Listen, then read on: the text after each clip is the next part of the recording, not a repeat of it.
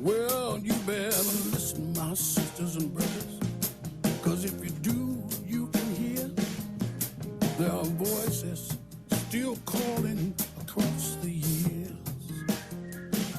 And they're all crying across the ocean, and they're crying across the land, and they will till we all come to understand. None of us are free. None of us are free.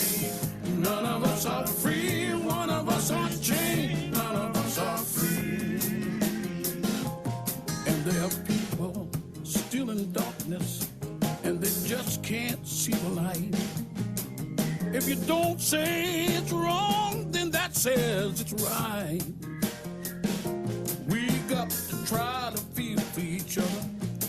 Let our brothers know that we care.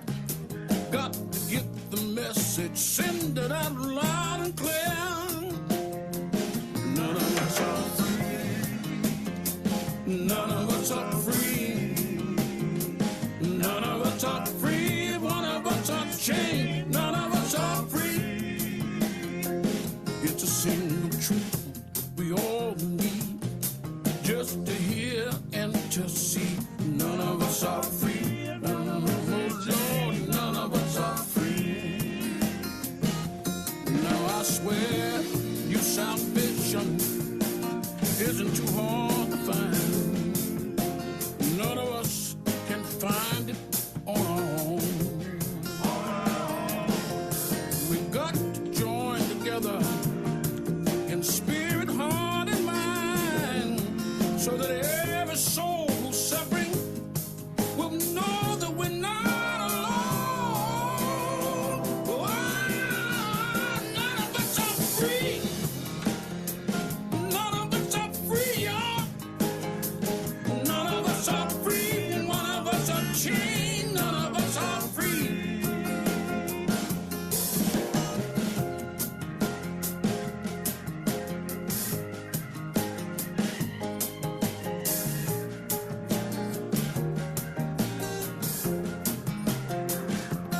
If you just look around you, you're gonna see what I say. 'Cause the world is getting smaller each passing day. Now it's time to start making changes, and it's time for us all to realize that the truth is shining bright right before our eyes. None of us are free. None of us are free. None of us are free. One of us is chained. None of us are free. Oh, none of us are free. None of us. None of us are free. Oh, not one of us. None of us are free. Well, one of us is chained. Well, none of us are free. Well, I won't say again. None of us are free. None of us are free. None of us are free. None of us are free. None of us are free. One of us is chained. None of us are free. One of us. None of us are free. Lord have mercy. None of us are free. Oh, let me say it, y'all. None of us are free. One of us is chained. None of us are free. Well, I gotta shout about it. Oh, my. None of us are free.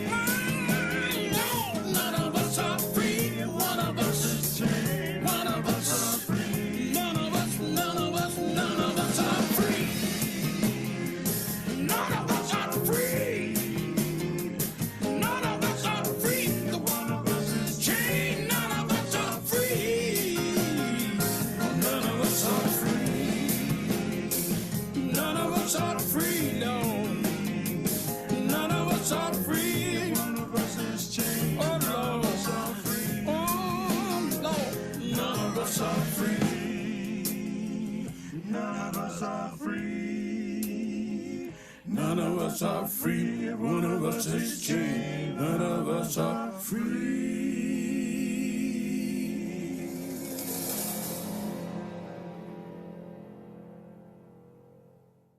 Welcome to the rise of the new McCarthyism in the United States, organized by the U.S. Peace Council.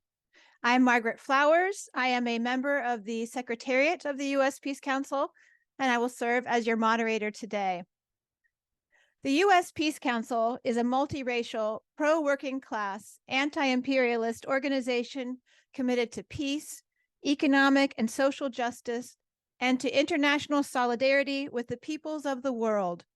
The U.S. Peace Council was founded in 1979 in major cities. It is affiliated with the World Peace Council, the world's largest peace organization, and is an NGO member of the United Nations. You can find more information about the U.S. Peace Council at uspeacecouncil.org. Today, we will hear from experts in law, history, and social movements about the rapidly growing era, the new era of McCarthyism in the United States. The repression against and silencing of dissent in this country has ramifications beyond our borders, as you will hear. It creates an environment that normalizes and rationalizes these attacks on our fundamental rights to know what is going on and to speak out about it. Repression takes many forms, from violating basic rights of press freedom, through raids of offices, seizures of equipment, and manufactured charges, to economic sanctions against social movement activities, to designating people who work to protect our human and civil rights, to safety and health, to living in dignity, and to a just and fair judicial process as some sort of threat. We know that our rights are not given to us, but are defended, won and defended through struggle.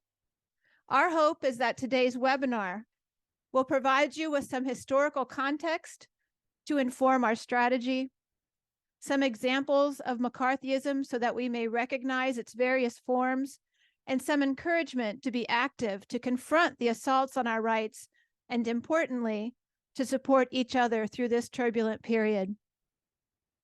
We will hear from our speakers, then hold a brief question and answer period, and we'll conclude with final remarks from our speakers. I have one announcement that Chris Hedges is not able to join us today. He was called to go to Western Asia to cover what's happening in Palestine. And in his place, Chip Gibbons of Defending Rights and Dissent has sent a pre-recorded video to speak about the retaliation against people who support the Palestinian struggle. So if you have questions for the Q&A period, there is a Q&A feature at the bottom of your screen. You can click on that and write in your question, and we'll take a few of those after we hear from each of the speakers. This is being recorded today, and you'll be able to listen on YouTube. We'll send that link out and share that out widely. So it's my honor to begin by introducing Dr. Gerald Horne. He is also a member of the Executive Committee of the U.S. Peace Council. He holds the Moores Professorship of History and African American Studies at the University of Houston. He's the author of more than 30 books. His research has addressed issues of racism in a variety of relations involving labor, politics, civil rights, international relations, and war. In his book, The Final Victim of the Blacklist, John Howard Lawson, Dean of the Hollywood 10, published in 2006, Dr. Horne described the evolution and machinations of McCarthyism and anti-Semitism in the United States. He'll speak to us today about the history of McCarthyism. Thank you for joining us today, Dr. Horne. Thank you for inviting me to this important session. I speak to you from Southeast Texas on the unceded land of numerous indigenous ethnic groupings, but particularly the Caddo, who, by the way, had an interlocking directorate with Black people, the Comanche, the Kickapoo, the Shawnee, and the Kiowa. McCarthyism is a nickname for the high tide of US anti-communism and the Red Scare, named after the late Senator Joseph McCarthy of Wisconsin. It was characterized not only by attacks on US communists and their global allies. For example, it was a cofactor in plunging the United States into a war in the Korean Peninsula in 1950, but also the broader left, who were charged with being communist, quote, dupes, unquote, or, quote, fellow travelers, unquote. In sum, it destabilized the left, and like a seesaw, this helped to propel the right wing and ultra-conservatism.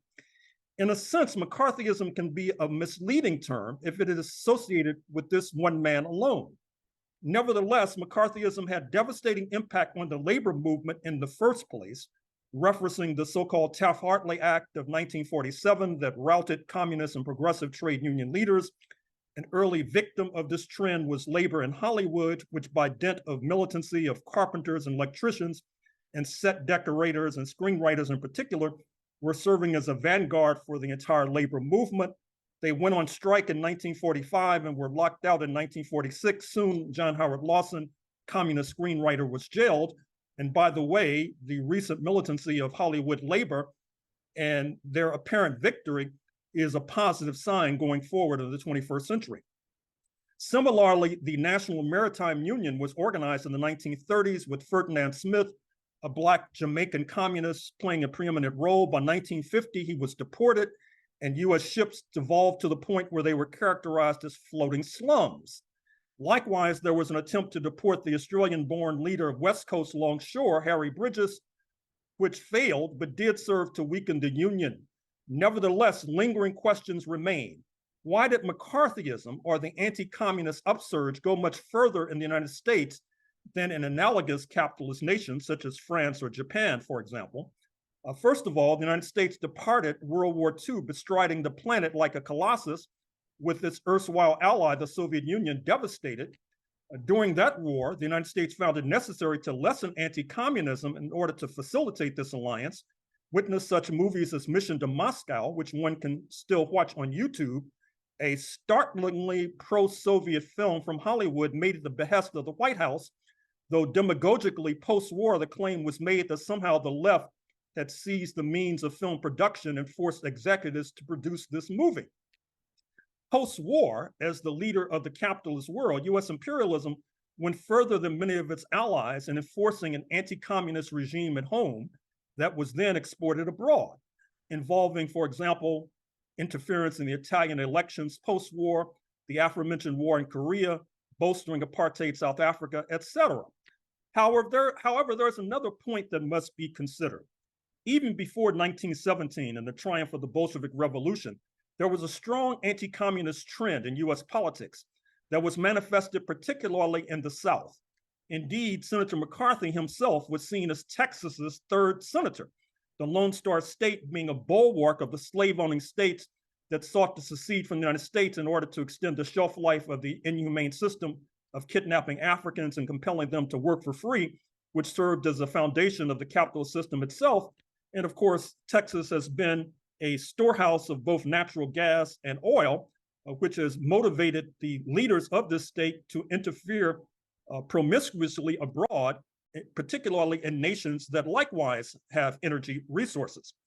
Post-1865, these billions of dollars in property in enslaved Africans was liquidated without compensation, enraging the former enslavers, leading to the terrorism of the Ku Klux Klan and generating even further anti-Blackness, the lubricant of the capitalist engine. In the British Caribbean, for example, the enslavers in Jamaica, Barbados, etc., were compensated, with press accounts indicating that they were still being paid off as late as the 21st century. After the triumph of the Haitian Revolution in 1804, the former French enslavers were compensated to the degree that it handicapped tremendously independent Haiti. The expropriation without compensation of US enslavers, one of the largest uncompensated expropriations before 1917, sheds light on the fierce opposition to socialism in this nation, since socialism was thought to involve likewise the uncompensated expropriation of private property, which in turn served to propel McCarthyism. There is another factor too.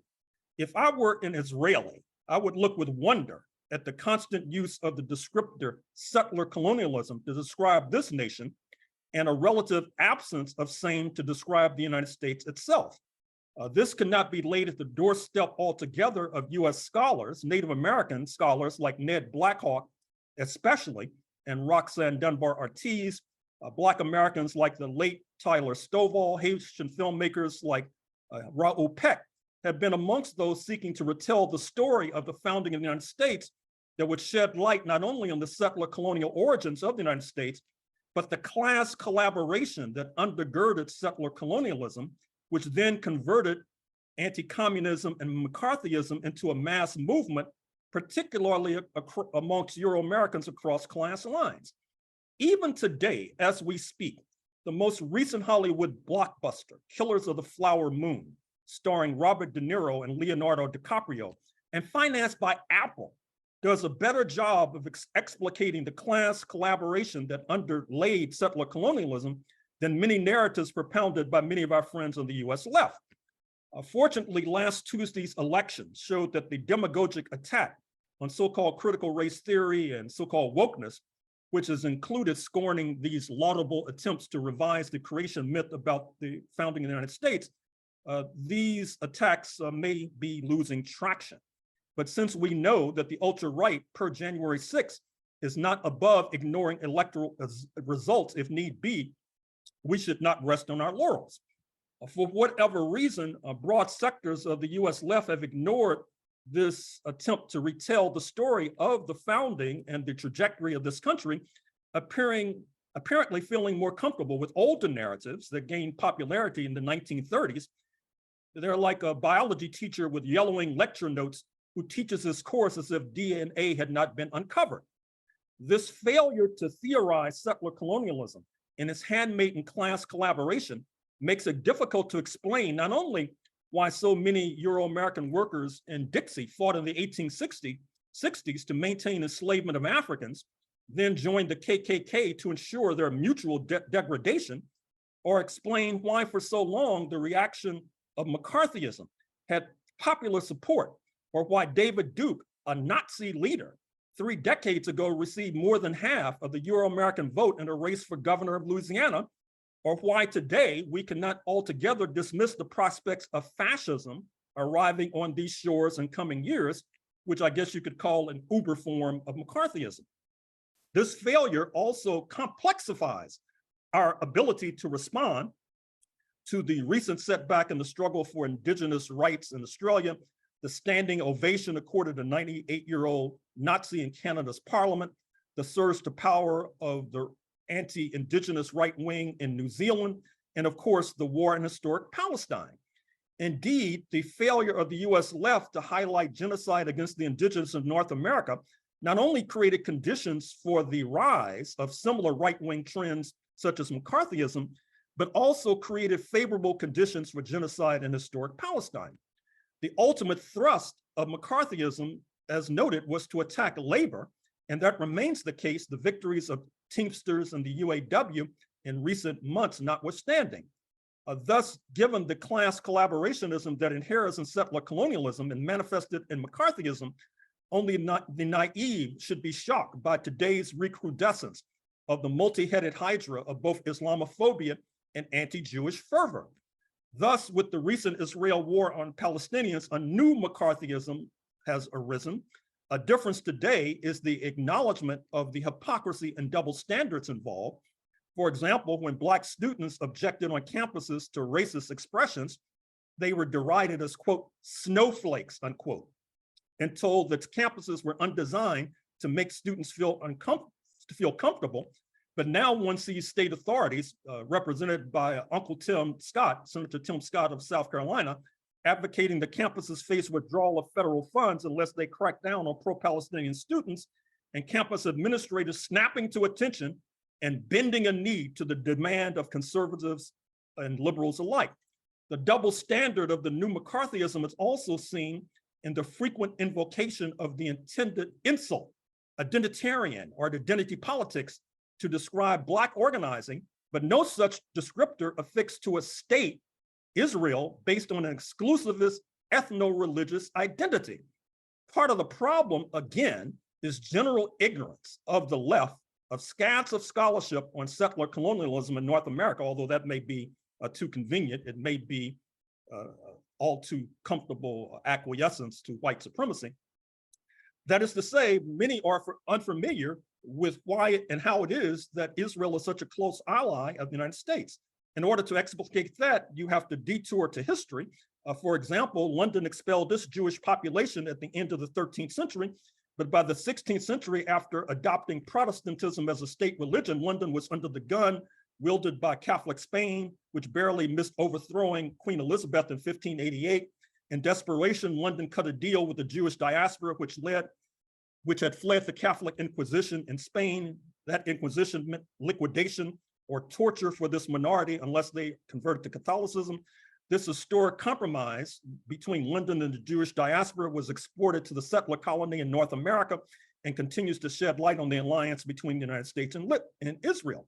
However, the US left and explained the accommodation with the Jewish diaspora often resorts to liberal non-materialist tropes such as, quote, the triumph of the Enlightenment, unquote. In turn, this non-materialist thinking makes it difficult to explain the new McCarthyism.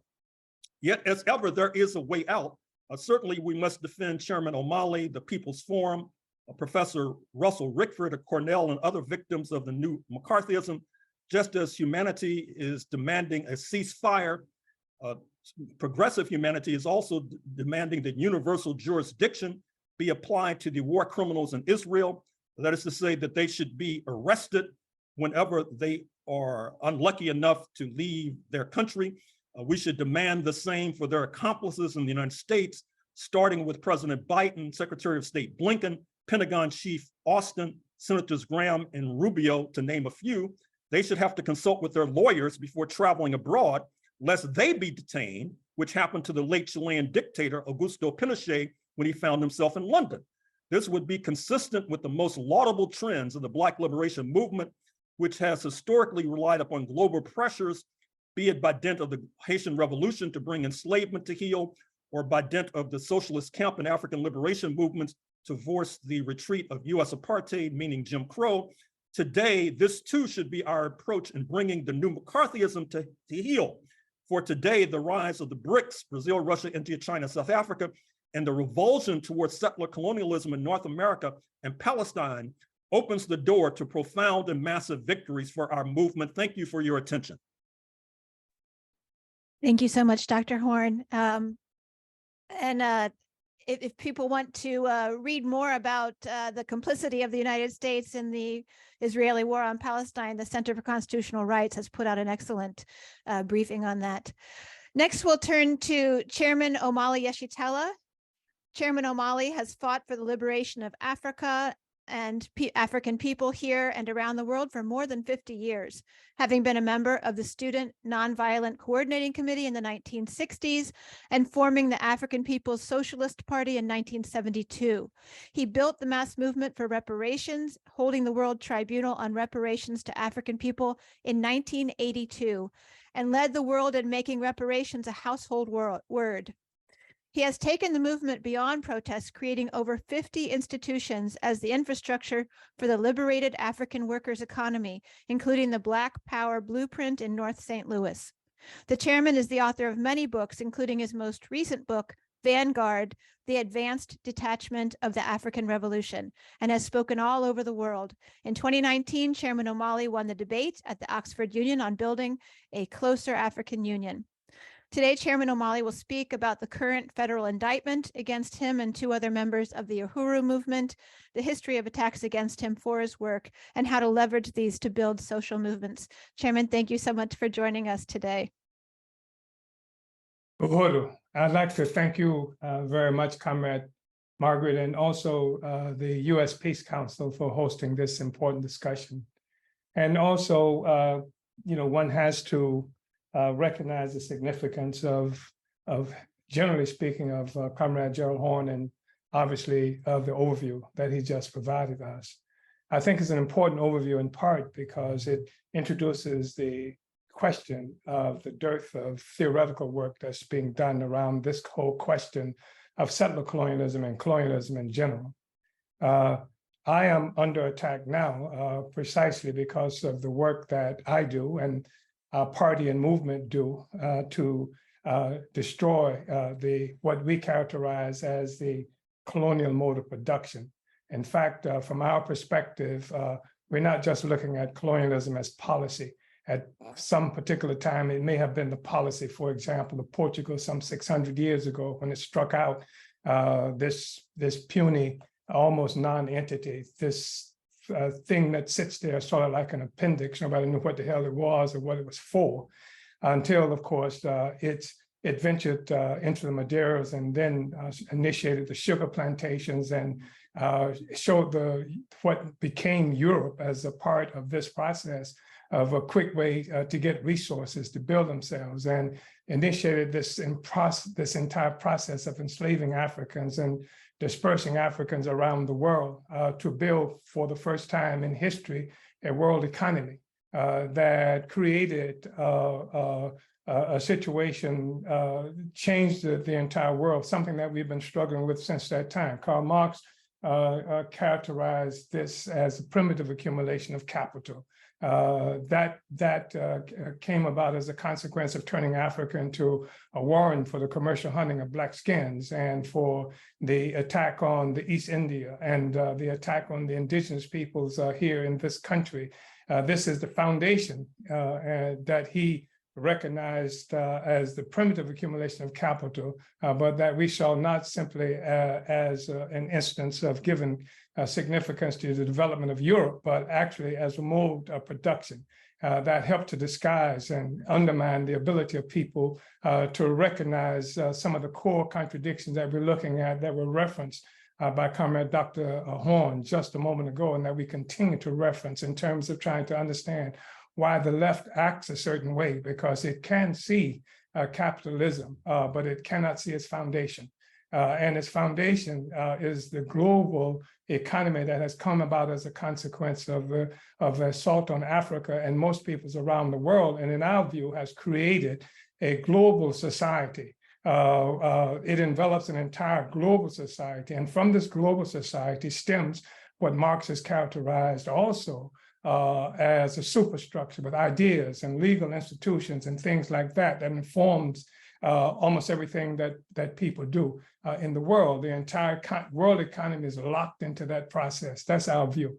And anyway, that's what we've been working at. And our work, my work, despite the fact that the United States government's attack on me characterizes itself as being content neutral in terms of having nothing to do with what it is that we said, but having to do with the fact that the Russians told us to say it, which is this racist trope that goes back based on the assumption that the peoples of the world can be convinced that Black people don't have the intellect, the intelligence to be able to find for ourselves, to understand what our own contradictions are, and to fight for our own freedom, that somebody white has to tell us what to do. And this is, of course, part and parcel of the entire ideological foundation of not just America, but it includes much of the world in terms of its perception, how it understands Black people because of the colonial mode of production, and not just Black people. There, as you know, there's a hierarchy here that's associated with being colonized in the world. And so that's what we attack. We have been, I am chair of the African People's Socialist Party and leader of the Uhuru movement. And we were founded, I came out of the Student Nonviolent Coordinating Committee, as was mentioned.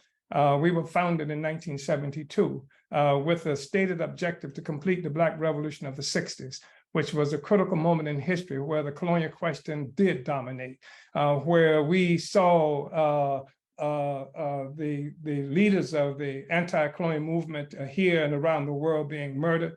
We saw the assassination of Malcolm X. We saw the assassination of Dr. Martin Luther King. We saw the assault on the Black Panther Party.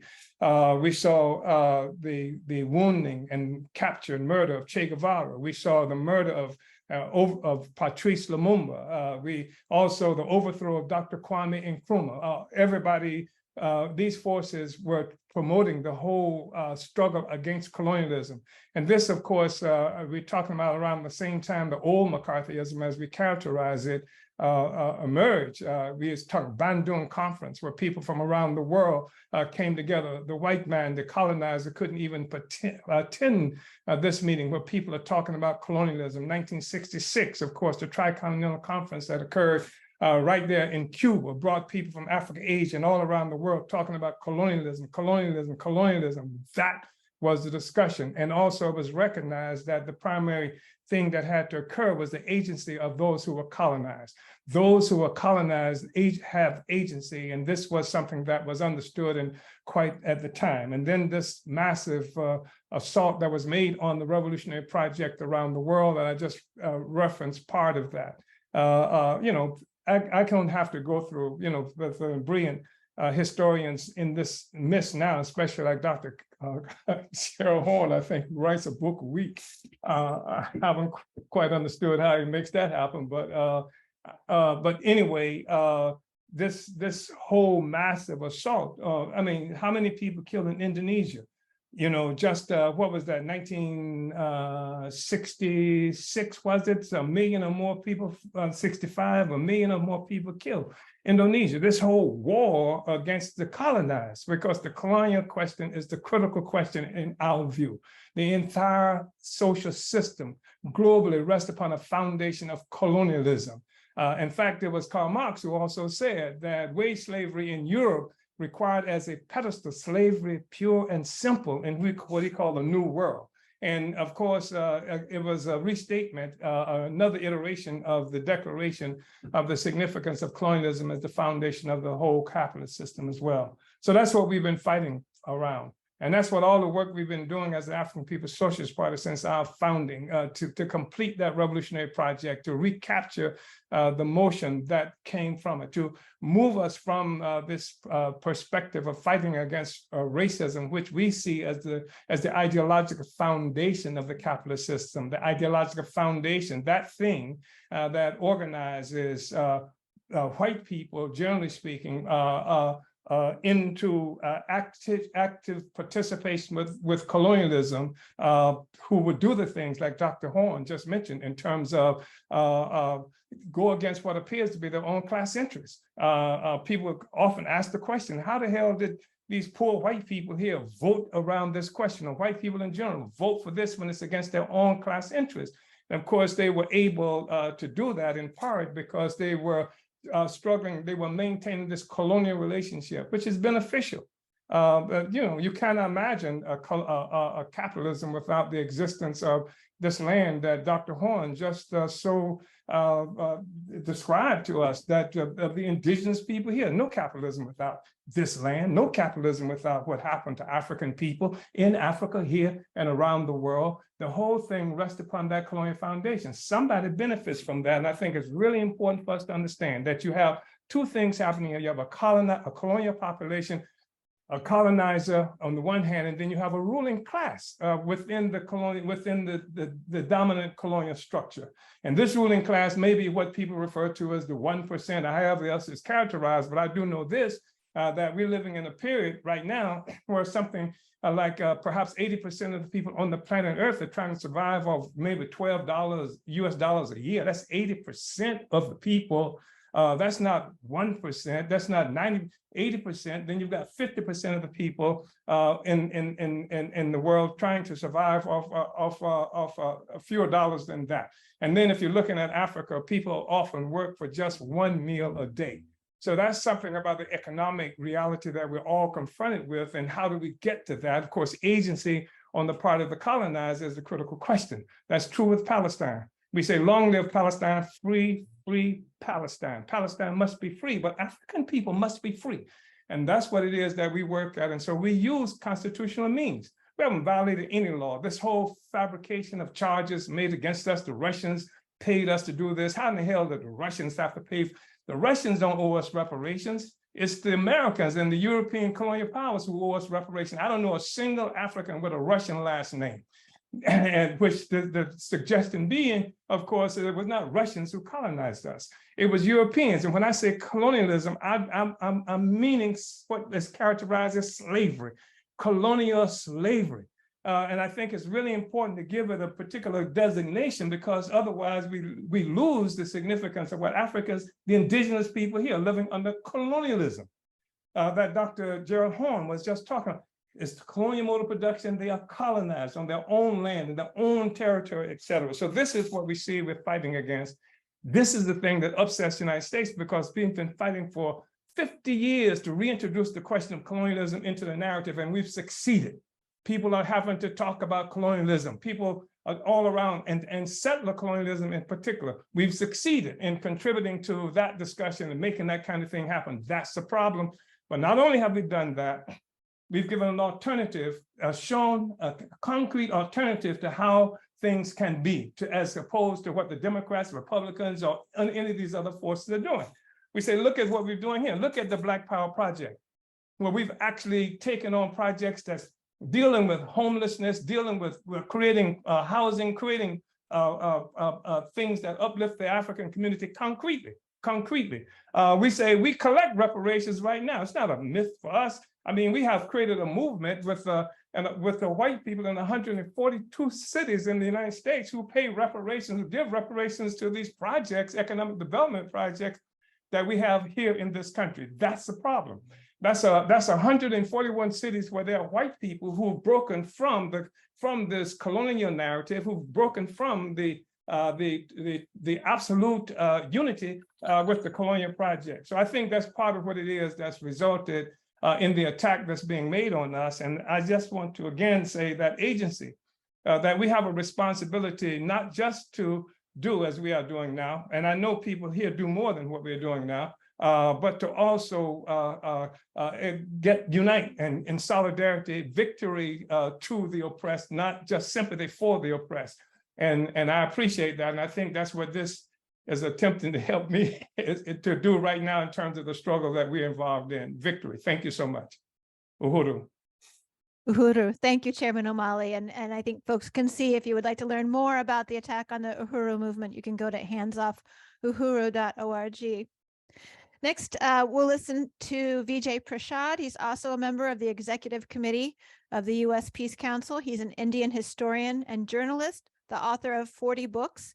Vijay is the executive director of the Tricontinental Institute for Social Research, the chief correspondent for the Globetrotter, and the chief editor of Leftward Books.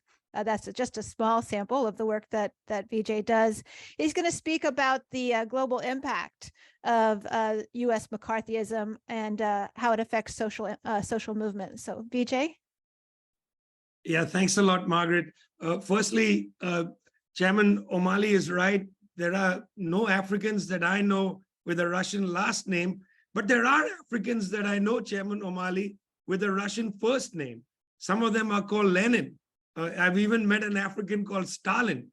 They take inspiration from the Soviet project, not oppressed by the Russian Empire or things like that. Chairman Omali is accused by the US government, by the man, as being an agent of Russia. Well, just to put things in the correct perspective, I'm accused by them of being an agent of China. So there we have it. I want to talk a little bit about how in this period in which we're living in, thinking is being forbidden. You know, what we're told basically is that if you believe in anything other than the present, you know, what is outside your window, then you are doing something illegal or inappropriate. Anybody who wants to go beyond the present is considered to be a problem. And I want to say there are three different ways structurally that they come at us. And I'm going to lay these out, and then I'm going to tell the story about the attack on NewsClick, Tricontinental, etc., by the US government, Indian government, and the New York Times all put together. But first, these three different ways.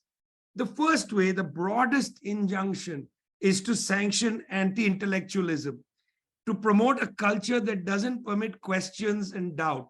You know, it's a culture that says, don't think too much. If you think too much, you become an egghead, you know, you become a nerd. There's a problem with thinking. This goes down into another alleyway, which was promoted by Karl Popper in his book on the open society and its enemies from 1945. And that's the idea of the conspiracy theory. You see, anybody who challenges the system, suggesting, in fact, that there is a system, gets accused of being a conspiracy theorist. Now, this is a curious accusation. Do you mean to tell me, for instance, that the US Chamber of Commerce just meets to have lunch? You know, that's all they do. They just gather to have lunch. They are not, quote unquote, conspiring against labor, trying to find ways to undermine labor, or are they just friends? Why do you have, for instance, something like the US intelligence or the FBI? I mean, don't they meet and plan and think about what to do about the enemies and adversaries? But if you suggest that there is a quote unquote element of planning among the elites, then you are called a conspiracy theorist and denigrated. Now, it's also true that there are people, because of the frustration of trying to talk about how the system works, there are people who get, sidelined into what might in fact be hallucinatory ideas, that there are aliens on the planet, that come in and so on. And what happens is anybody with an anti-systemic analysis is clumped in with people who believe in the existence of aliens. Now, of course, in the United States, believing in the existence of aliens shouldn't be mocked, because I think half the population believes in the existence of the devil.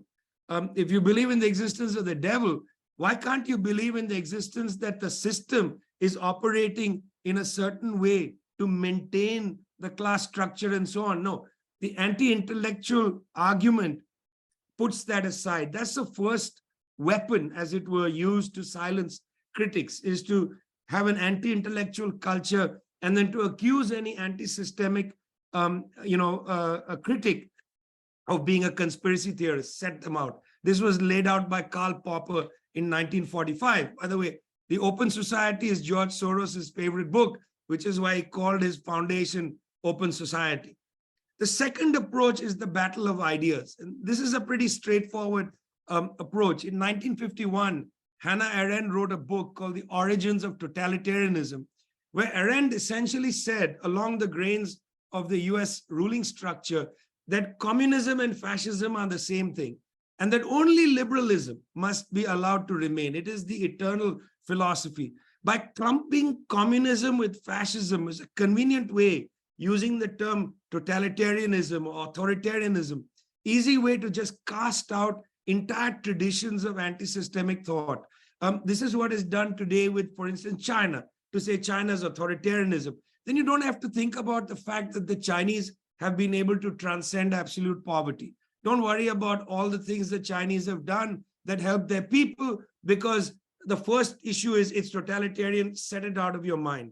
So in the battle of ideas, there is a way in which there's been a crushing, desiccation of human thought by not allowing certain avenues of thought to exist, to put them aside. If anybody wants to talk about socialism, you are attacked by saying you don't understand that human nature is about greed, and therefore you must be set aside. That's the battle of ideas. And the third is the information war. That's the third vector that they use.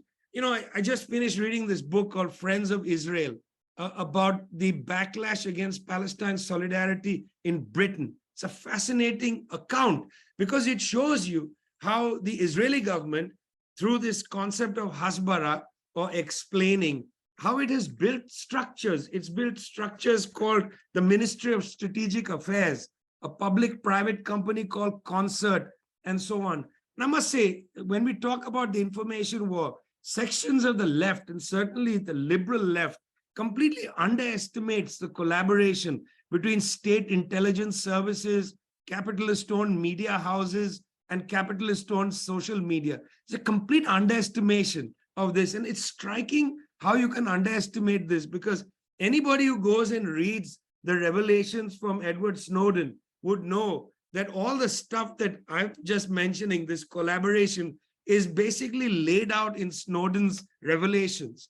The spying, the collaboration between social media companies and intelligence services. In fact, spying not only on Chairman Omali, Gerald, Horne, myself, and so on, spying, in fact, on, at the time, Chancellor Angela Merkel of Germany. I mean, for God's sake, that's what Snowden revealed. But there is a way in which the left really underestimates this. There's a thought that, well, maybe this is a conspiracy theory. See what I meant earlier when I talked about, the question of anti-intellectualism. This is pervasive. The evidence tells you, look at what Snowden has revealed.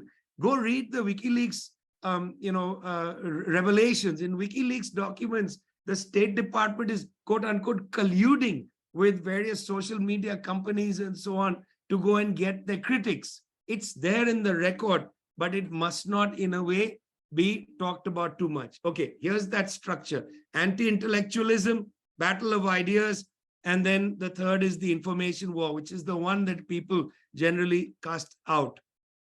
Now I'm going to tell you a story about what the global ramifications of this McCarthyism that Professor Gerald Horne told us the history of. Well, it's interesting. I was one of the people who created a news media project in India in 2009 called NewsClick, set up basically at the time to cover the news about West Asia in India. Well, NewsClick, of course, began to expand, got an investment from overseas, came through the Reserve Bank of India, completely legal investment. It was up to 9% of NewsClick's valuation. Again, completely legal. Lawyers looked at it, there was no issue. The investment came from the United States, verified investment. The investment allowed NewsClick to expand, to cover Indian movements, cover the attacks on social minorities, on Dalits, on Muslims, cover the fights of workers, of peasants. Used to be India had newspapers that had rural affairs reporters, no longer. Now they have reporters who cover the middle class's social activities. They don't cover peasantry. They don't cover the workers. This is a situation in the United States, for instance, where these newspapers no longer really cover workers' struggles, the struggles of social movements for liberation and so on, not covered with any seriousness or sincerity. They're covered perhaps in a way to mock people. Even when Black Lives Matter emerged, the reporters were not educated enough to cover them. They didn't know what to write about them. They didn't understand the issues involved. You can't learn these things overnight. You have to have covered them over time. NewsClick developed cadres and cadres of reporters to learn how to cover people's movements. It's not easy. Having been a reporter for over 30 years, I can tell you it's not easy overnight to be told, go cover this. You have to learn about the issues. You have to learn how to ask the right questions and so on. Anyway, there was a big farmers movement. NewsClick covered it absolutely superbly. The organized institute I direct, Tricontinental, produced a terrific text called The Farmers' Revolt in India. We did great work covering that movement. We got international attention for the farmers' movement, forced the international media to start covering it.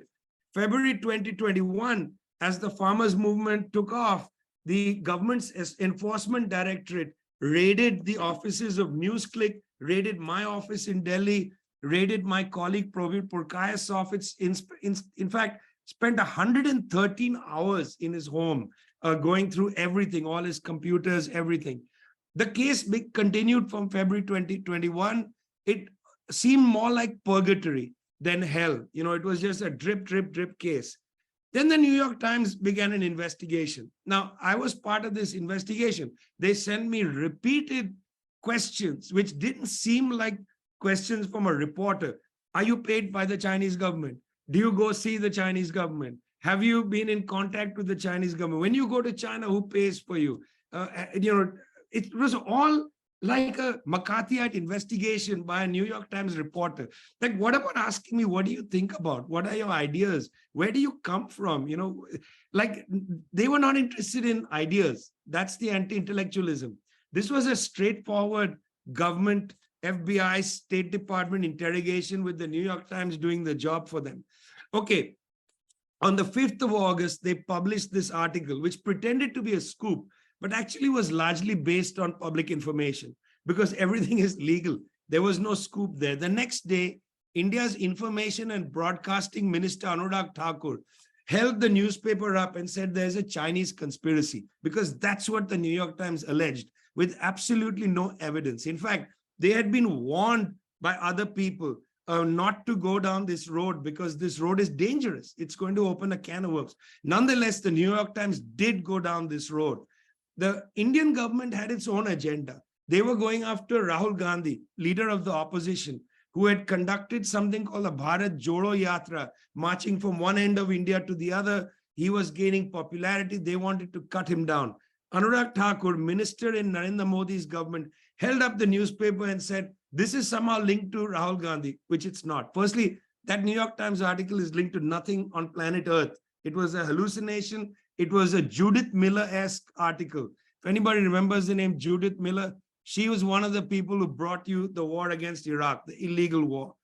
On the 16th of August, the Delhi police opens a case against Probir Purkayas, my colleague, and others. They raided our office. 500 police officers raided our offices around the country. They leaked emails that we had put in. They were put up out of context, maligning our characters and so on. That October 3rd raid, 500 police officers around India raiding the offices. They asked questions like, did you report on the farmers' movement? I mean, of course we reported on the farmers' movement. That's one of the great processes of our time. If you don't report on it, that's a dereliction of duty. You must, as a journalist, report on something where millions of people are involved. India's great editor, N. Ram, called this India's McCarthyite moment. Probir and my colleague Amit Chakrabarti were arrested on October 4th. They are still in prison. They were arrested under an act, the UAPA, which is one of the most draconian acts in India. It doesn't require much. And what I would like to say is the New York Times is responsible for their imprisonment. The New York Times is also responsible for the harassment of all my young reporters and colleagues that I work with. The New York Times is responsible. New York Times hasn't said anything since then. In fact, the New York Times had run stories about how in India the press is being suppressed and yet played this malicious game, hasn't responded at all. In fact, what I would like to say is the West in general is losing in the battle of ideas. The West is losing in all of its major battles against the peoples of the world. Look at the case of the situation in Palestine. The West is losing. Nobody accepts the West narrative. There were about 800,000 people in the street in London saying that the West is losing. By West, I mean these Western governments. They are losing in the battle of ideas. When they begin to lose, they move to the information war. When they begin to lose, they start arresting people and harassing them. It's when they begin to lose that they use various tools to put things to plant evidence into our phones through Pegasus and other vehicles. That's what they're doing now. They are not winning, Chairman Omali. They are not winning. In fact, they are losing. And it's in the death throes of Western imperialism that they're coming after us. Let them come. There's no future for them. The future is ours. Thanks a lot. Thank you, Vijay. Thank you so much. And folks are asking, this is being recorded. You will be able to watch this on YouTube, and we'll share that link out for folks. And also, we are going to have a brief Q&A. So if you have questions, please put that in the Q&A. So for those of you who joined us a little bit late, I did announce that Chris Hedges unfortunately cannot join us today. He was called quickly to go to the Western Asia to cover what's happening in Palestine. We were fortunate that Chip Gibbons, he's an expert on U.S. constitutional law, a journalist and researcher who focuses on the U.S. national security state, and he's a longtime activist. He leads Defending Rights and Dissent's work exposing threats to political expression posed by U.S. national security policy and defending the right to protest. Chip sent us a video, which I will share, talking about something that has arisen in earnest after we started planning this webinar, which is the retaliation against people who support the Palestinian struggle. So if you will bear with me for one moment, I'm going to share my screen and bring you the video of Chip. Let's see. Thank you so much for inviting me today to talk about this extremely important topic, the rise of the new McCarthyism in the United States. I'm sorry I wasn't able to join you live, but I'm planning to be traveling when this talk takes place. This is a very timely topic, and unfortunately, it's one that's become increasingly more timely over the last month. Recently, even before the last month, we've witnessed a situation where anyone who sort of questions the wisdom of the West current policies towards Russia and Ukraine, who question the shipment of arms to that war or calls for diplomacy. And I'm not just talking about, major criticisms, even fairly mild ones. As soon as you raise them, you're immediately tarred as being pro-Putin, as being a Russian propagandist, etc. And we've been dealing that for some time now. And then over the summer, we saw the New York Times regurgitate these sorts of stale conspiracies and innuendos that had been cycled around the internet before against various peace groups, various left-wing groups, most notably Code Pink and the People's Forum. And by having been deemed all the news that's fit to print by the New York Times, we then saw Senator Marco Rubio using this to write a letter to the DOJ to encourage them to investigate these groups under FARA, the Foreign Agent Registration Act, which, there was no evidence that anyone was a foreign agent in the Times piece. There was evidence that people had views that Rubio and the Times don't like, but there was this sort of treating of sort of pro-peace views with being pro-China, and with being pro-China with therefore being an agent of the Chinese government. But the worst wave of McCarthyism is what we're seeing right now. In the midst of a horrifying and brutal assault on a besieged people, the people of Gaza, by Israel, we are seeing an attempt to viciously shut down and stifle any debate or dissent in this country on that topic. We can go through the examples. We've seen Florida banning Students for Justice in Palestine throughout their entire state school system. We've seen Brandeis and Columbia doing the same thing. Columbia didn't just ban Students for Justice in Palestine. They also banned Jewish Voice, or suspended Jewish Voice for Peace. We see these horrible trucks driving around major colleges with the names of students who are alleged to be anti-Semites by virtue of having supported Palestinian rights or by virtue of having criticized Israel. And we've always seen the use of false allegations of anti-Semitism to slander and silence supporters of the Palestinian people. But what the reports we're hearing is that many of the students whose names appear on this sort of horrible McCarthyite doxing truck didn't even sign statements in support of Palestine. They just are Muslim or Arab Americans. And this, of course, correlates with the horrible violence and spike in hate crimes we're seeing against the American Arab and Muslim communities. Congress is, of course, fanning these flames. They're passing resolutions condemning student activists. They're tweeting at mainstream publications for reporting on Israeli war crimes, accusing them of parroting Hamas propaganda.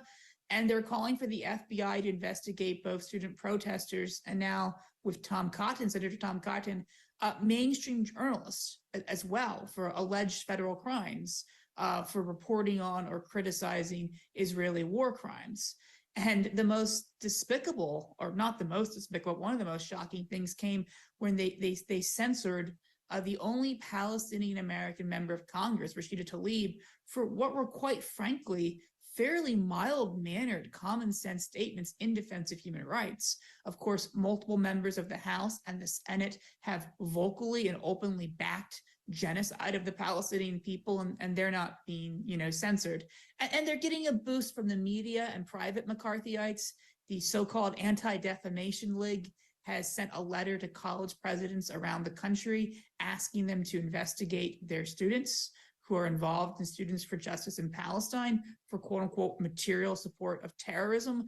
The material support statutes are incredibly broad and problematic, but they're not so broad as they cover independent student advocacy for Palestinian rights. So it's a blatantly false charge, but we know these types of private allegations have been, especially from the ADL, especially against supporters of Palestinian rights, used to facilitate, to predicate, to get going FBI investigations and surveillance. And I would say that the current wave of McCarthyism is really illustrative of the true nature of the McCarthyist project and why it happens and where it comes from.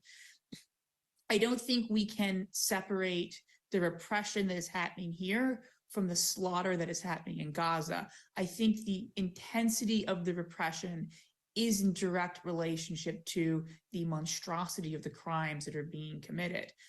But before I went to record this, I had Al Jazeera, and I was looking at the news, and all the news today is, of course, about the attacks on the Al-Shifa hospital in Gaza. There are reports that incubators don't have power because of the attacks, and newborn babies will die. And there's also been reports about snipers, Israeli snipers targeting people in the hospital or around the hospital.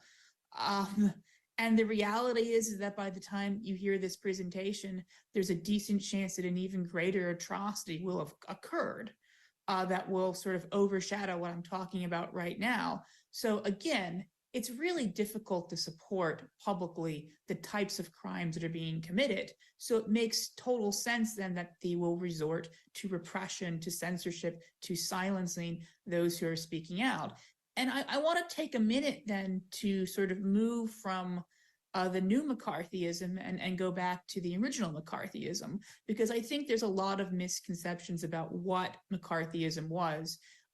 You hear a lot of times reports that either the repression of the early Cold War era, McCarthyism, or also the first Red Scare after World War I, were these sorts of spontaneous populist exhibitions of sort of patriotic zeal and intolerance of dissent or minority opinions and wanting to silence them, this almost like madness that gripped the population. And that's not true. And the other thing is, the name McCarthyism itself sort of implies it was all the work of one buffoonish demagogue. But of course, McCarthyism, even during the early Cold War period, predated and postdated the disgraced senator from Wisconsin. Alan Schrecker, the greatest historian of McCarthyism, has said it probably should have been called Hooverism. I'm a little bit skeptical of attributing, a vast phenomenon of political repression to just one person, but it does illustrate the role that the FBI and Hoover and others played in deliberately inciting the domestic Cold War and deliberately inciting the repression that we know as McCarthyism. In the period sort of between the end of World War II and before Truman gives his Truman Doctrine speech, which is widely considered to be the start of the Cold War, the FBI is deeply concerned with the Communist Party and other what it calls subversive groups. It believes that the Communist Party has been able to, in the FBI's words, freely and openly succeed in the maneuvering of the mainstream of American public life. Its internal documents refer to the 1930s as a red or pink decade, and it attributes almost mythical powers to the Communist Party. In an FBI monograph on the Spanish Civil War, it talks about the overwhelming support in America during the 30s during the Spanish Civil War for the Republicans over the fascists, which the FBI describes as, these are their words, the American people were unknowingly supporting to a considerable degree a position which ultimately became communistic and Russian. And though they cannot directly attribute the fact that 2/3 of Americans supported the Spanish Republic to sort of a nefarious plot of the Communist Party, the FBI is very insistent that this shows the influence of the party, because why else? Why else would you support democracy over fascism if not for an evil foreign-backed communist plot? And they claim the problem isn't just with the party itself or other groups like the Socialist Workers' Party or Puerto Rican independence groups, but their influence in society, and that there were citizens seeking old age security or houses for veterans or child assistance, and they are gullible and being used by these quote unquote subversives, and that the problem wasn't just the party itself, both the Communist Party, the Socialist Party, these other groups, but the amount of Americans who were advocating their positions foolishly.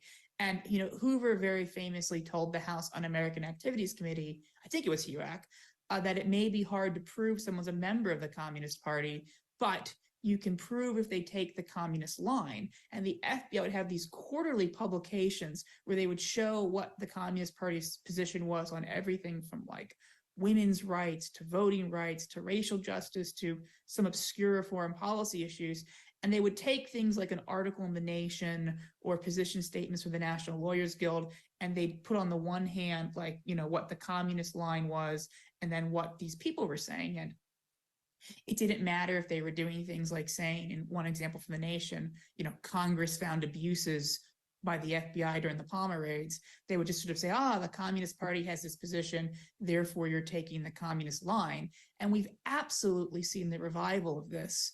The New York Times sort of article, the Marco Rubio attacks on people against the Cold War of China, a lot of it is just sort of guilt by association or insinuation, where they say, this is the position of the enemy, this is your position, you're taking it, therefore you are the enemy. And we see this again and again with the slaughter in Gaza, where people, including mainstream newspaper outlets, who dissent from the official US national security state position or question Israel's claims, or don't immediately question claims about Palestinian lives being lost, they're being told, okay, you're doing Hamas propaganda. And this was part of the basis for the horrible censor of Tlaib. You see members of Congress saying, well, she said things that contradicted what US intelligence agencies had concluded, as though the intelligence agencies are infallible, although in a democracy we're not allowed to dissent from them, as though it's the job of Congress not to oversee them, but sanction those who disagree with them. And it is a very much a repeat of the sort of way in which McCarthyism functioned, with this fixation on certain points of view are bad, and if you have the point of view, you must be part of a foreign enemy. And a big thing that they would do, they would say that these subversive groups, whether it was the Communist Party or the Socialist Worker Party, could infiltrate and influence other organizations. Therefore, they had to spy on and destroy those organizations. The wiretap order for Martin Luther King that Hoover got was justified on the basis that they had to discover whether or not he was being influenced by communists. Of course, the FBI then used that claim to destroy, smear, slander, incite violence against King, not to sort of, help him not be influenced by this group they claim is bad or whatever. So it shows what their true intent is. And I want to end on a final note, which is that I think there's a transition period here. I think many people recognize that the specter of terrorism has replaced the specter of communism with sort of the official reason for domestic repression. But that shift was far more deliberate than I think most people realize.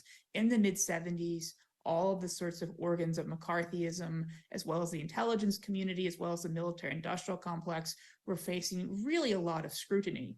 And you saw these right-wing groups like the Heritage Foundation come out and say, people are attacking the FBI's domestic intelligence program, including they bade them end their 26-year investigation of the Socialist Workers' Party. They've disbanded the House Un-American Activities Committee. They've disbanded or they've defunded the Subversive Activities Control Board. And because of all of this, we're at risk of terrorism.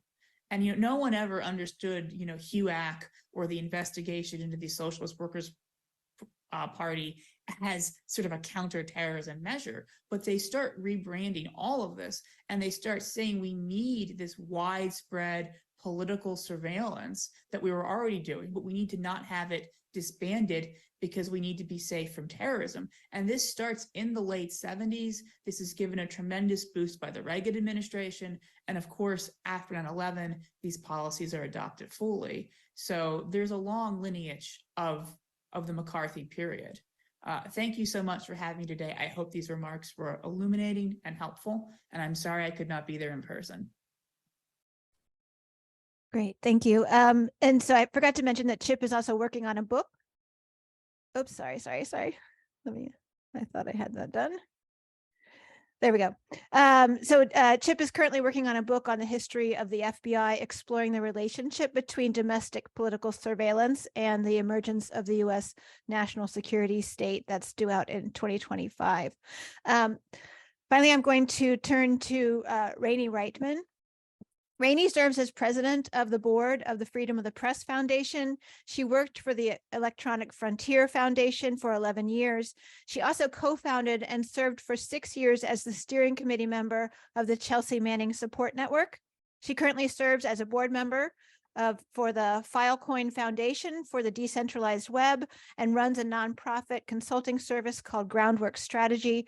Rainey's advocacy has focused on defending the rights of whistleblowers, fighting mass government surveillance, and investigating how limiting access to financial services has been used to silence speakers. And she's going to speak about Julian Assange, another example of the global reach of the McCarthyism of the United States and hostility towards independent journalism. Rainey, thank you so much for joining us today. Thank you. I just want to thank the U.S. Peace Council and, of course, Dr. Flowers for having me today. For years, the civil liberties community has warned that prosecuting Julian Assange under the Espionage Act could threaten the rights of journalists. After all, if Assange goes to prison for publishing the truth, what will happen to the next reporter who tries to work with a source to expose government abuses of power? Julian Assange has not yet faced trial in the United States. He hasn't been convicted of a crime. He has not been sentenced. But his pending trial and the many years he has spent in confinement awaiting trial have already contributed to an atmosphere in the United States where law enforcement agents and prosecutors are more likely to go after journalists for just doing their jobs.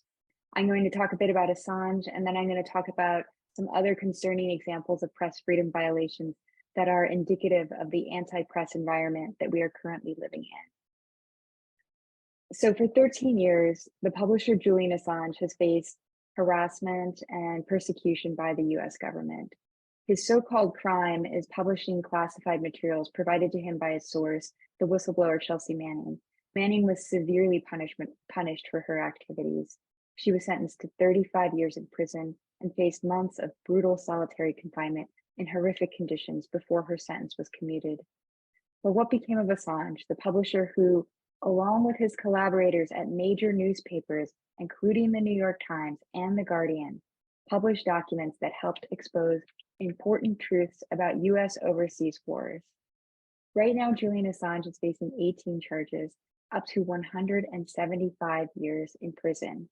Some people wrongly assume that this is because Julian Assange is some sort of super hacker and that he used sophisticated hacking skills to obtain government secrets.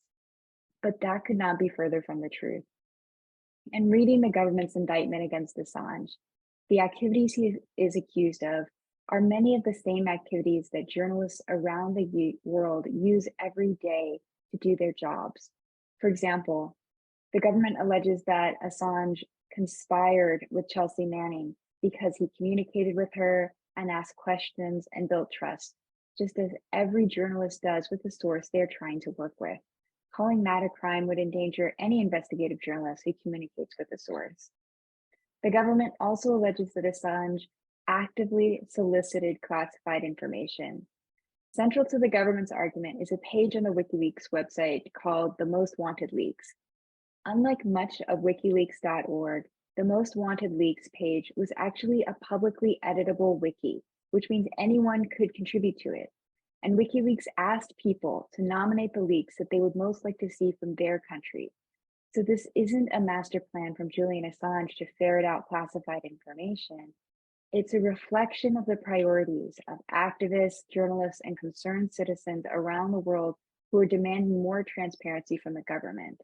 But the government doesn't note that in their indictment and refers to it 14 separate times as if it were some sort of smoking gun. The government is also arguing that Assange is somehow guilty of conspiring to violate computer crime law because he allegedly offered to help crack 1Password.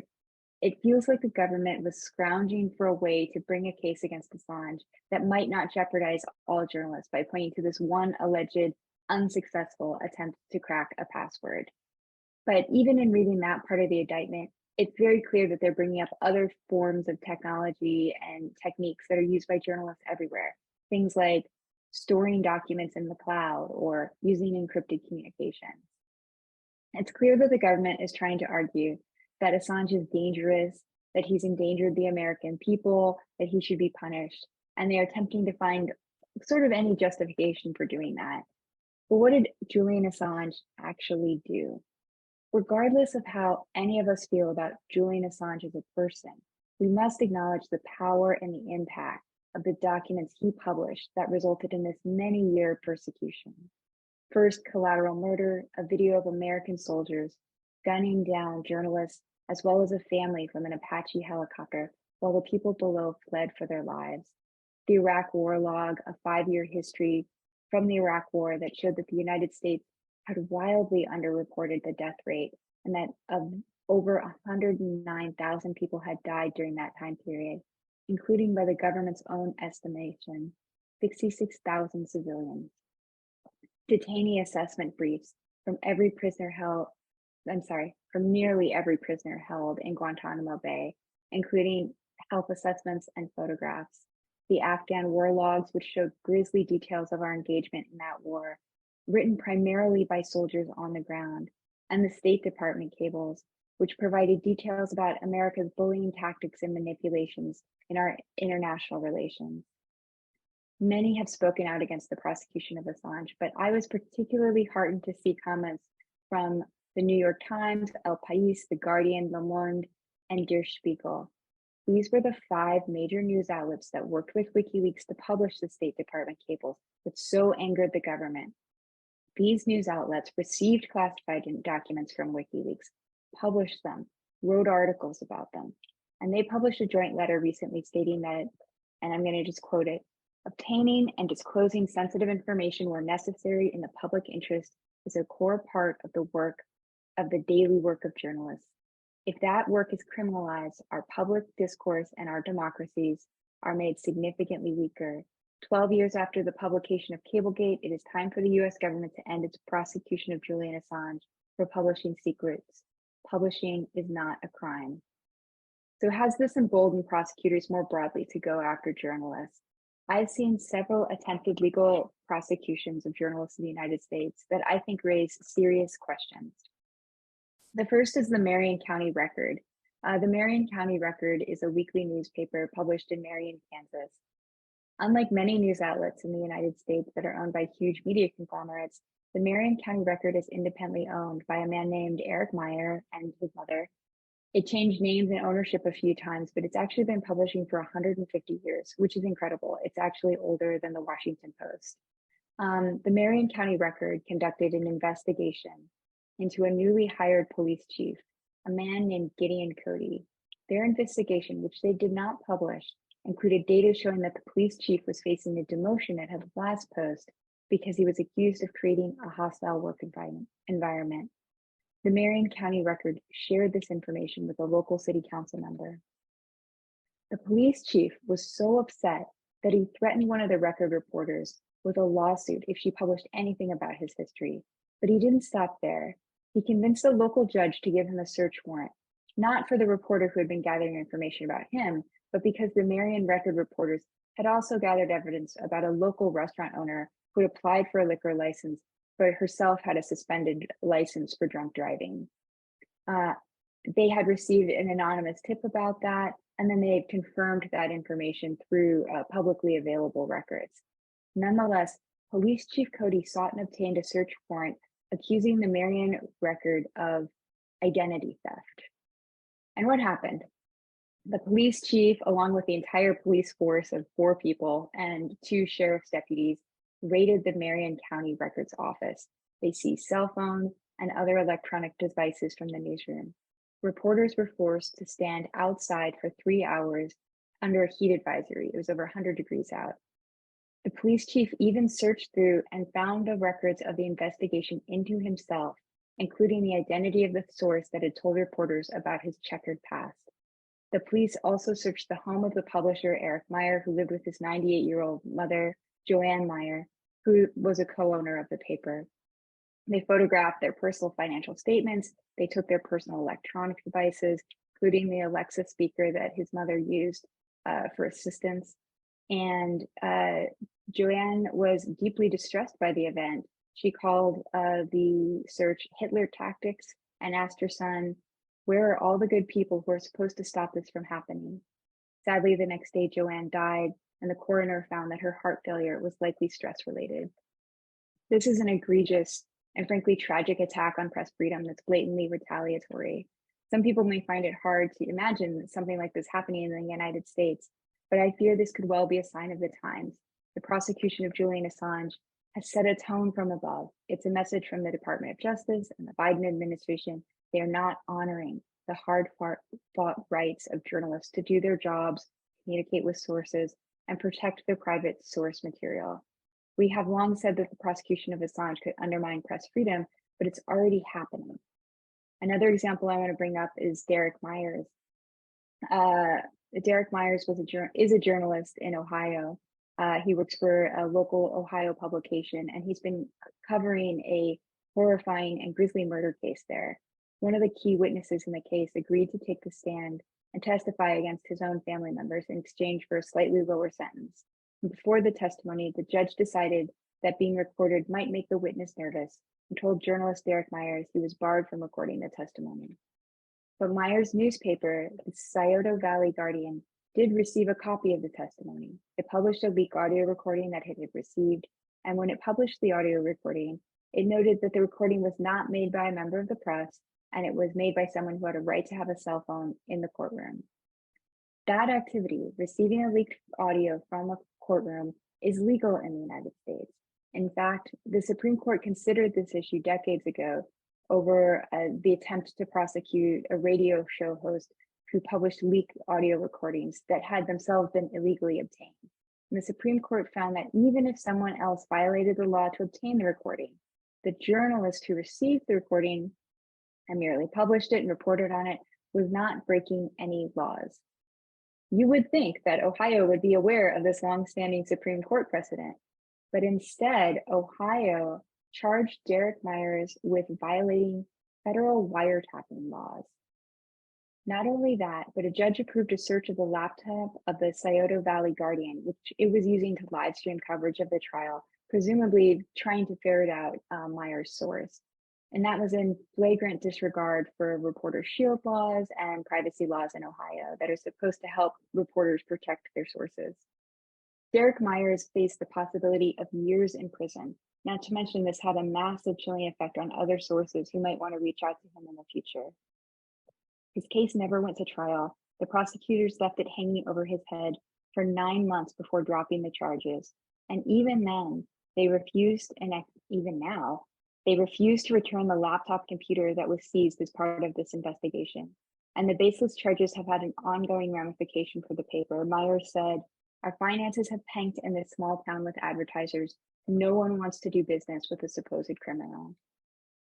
These and other examples of attacks on press freedom are documented on the Press Freedom Tracker, which is operated by Freedom of the Press Foundation, which is the nonprofit that I helped co-found 11 years ago, and is focused on defending the rights of journalists and the First Amendment.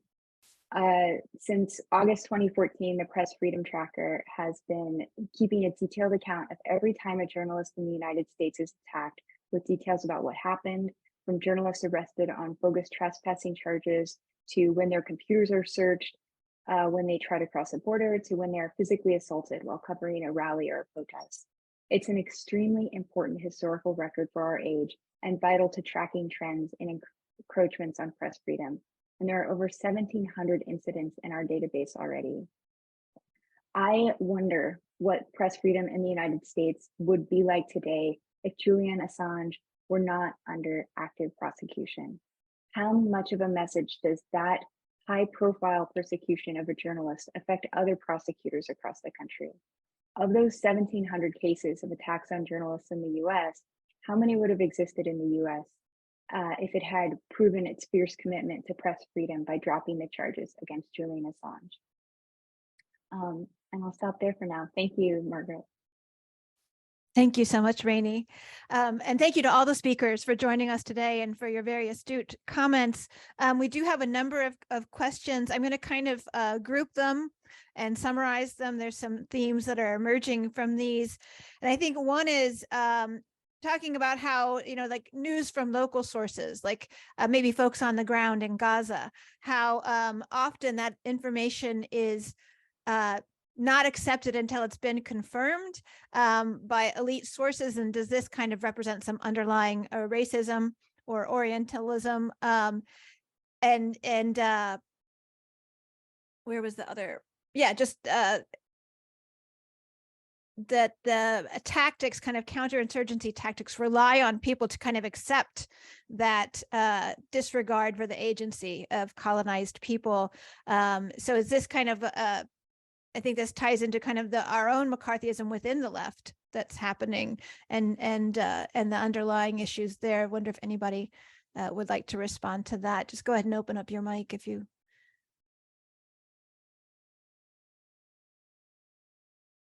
Dr. Horne. Well, I'll just say briefly that I've noticed, just anecdotally, in terms of my trying to keep up with the news from historic Palestine, that commentators on electronic intifada, commentators on Syriana analysis, oftentimes complain that if they have reportage, particularly clips from opposition forces in Gaza, that they are deplatformed, that they are ousted from YouTube, for example, which therefore impoverishes the ability of the US community to gain a clear idea. Now, obviously, they're not necessarily censored for bringing forward clips from the IDF, for example.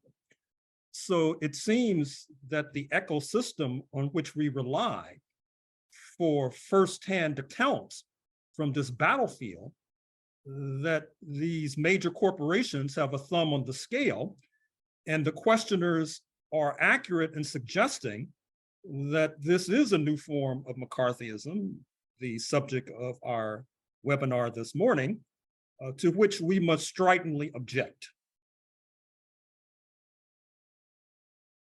Thank you for that, Dr. Horne. And then there was a question about, I think Vijay raised the Pegasus technology that impacts people's phones. There were also just questions about how do we use social media on the left for folks who rely on using social media to organize and to reach people, but we've got this censorship of the left on social media. Are there ways that we can adapt our strategy? So the surveillance through the Pegasus, censorship and suppression on social media. Vijay, maybe you have thoughts on that, and maybe Rainey, you can follow up. I wanted to elaborate on what Gerald said earlier, because there is an uncomfortable part of this conversation that I think, one should have publicly and not just privately, which is that the left in the Atlantic world has a problem itself and needs to seriously reflect on this problem. So what is the problem? In my opinion, those who try to uplift the voices of people from Africa, Asia, Latin America, and so on are often branded as third worldists and so on, and disparaged. And I find it interesting that a lot of the attacks, I can't speak for the Uhuru movement, but at least, in the work that I'm involved in, a lot of the attacks don't start with the New York Times. They start with what appear to be publications of the left, what appear to be publications of the left, that don't want to actually have an ideological argument, but cast aspersions against you. And make all kinds of outlandish claims, once again, about not allowing us to think for ourselves, but be puppets of somebody else. And this is a discourse that pervades the left as well, particularly in the Atlantic world. I think it's a huge limitation. And then when the government comes in and says, well, Chairman Omali is being paid by the Kremlin, this creates a sense of doubt even among the left. And the left doesn't come out and defend, forces that are being targeted by the state, because the left says, well, maybe they are agents of Russia. Maybe, for instance, the work I do, maybe we are paid by the Chinese, and therefore maybe we're getting what we deserve. In it goes back to that old poem, first they came for, then they came for, then they came for. But this is not just that. There is an element of, let's call it racism in the left, that I think needs to have some space. You know, it's there right now in the defense of Palestine. Anybody stands up for the Palestinians accused of being an anti-Semite. Meanwhile, those who are, you know, even within the so-called left in the Atlantic world who say, well, no, Israel has a right to defend themselves, they are not to be accused, for instance, of being for the politicide or genocide of the Palestinians. There's no room for that, you know, but there's a lot of room for people on the left to be disparaged by the term anti-Semitism or agents of China, agents of Russia, and so on. So this ideological work, you know, the question you asked, Gerald, I think it's a very important thing to discuss. This ideological work that imperialism has done has had an impact even within the so-called arena of the left, that there are sections, however you name them, and I don't want to get into naming and so on, you know, this part and that part of the left, but you know who you are. You know that you are doing the work of imperialism. And by casting doubt about the work we are doing, without actually willing to debate us on the issues, is part of what I described as that combination of anti-intellectualism, the battle of ideas, and the information war. Uhuru, may I?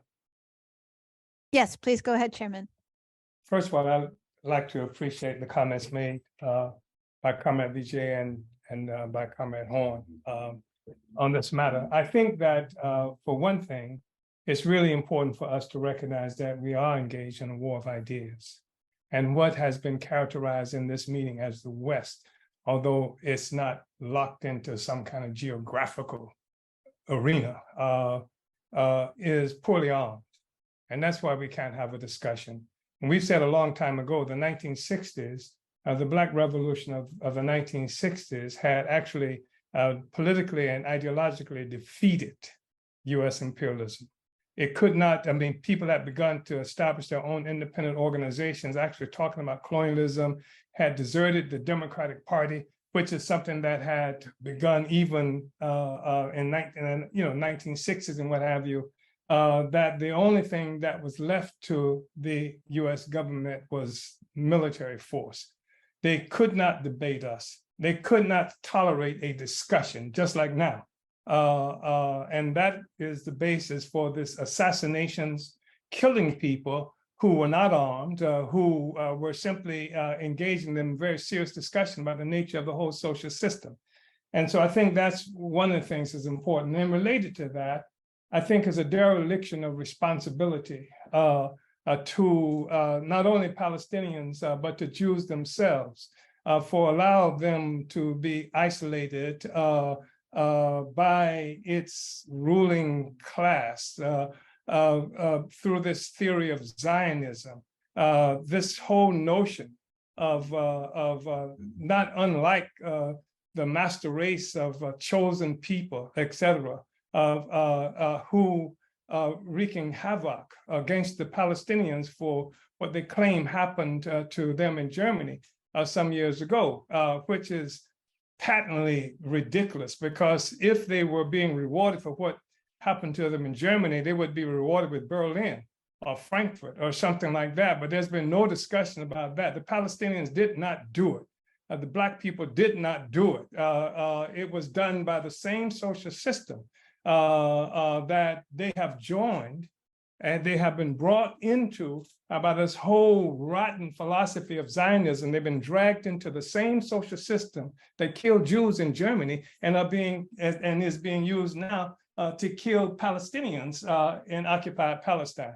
So I think the question of ideology and theory is a critical question that I think is often paid too little attention to.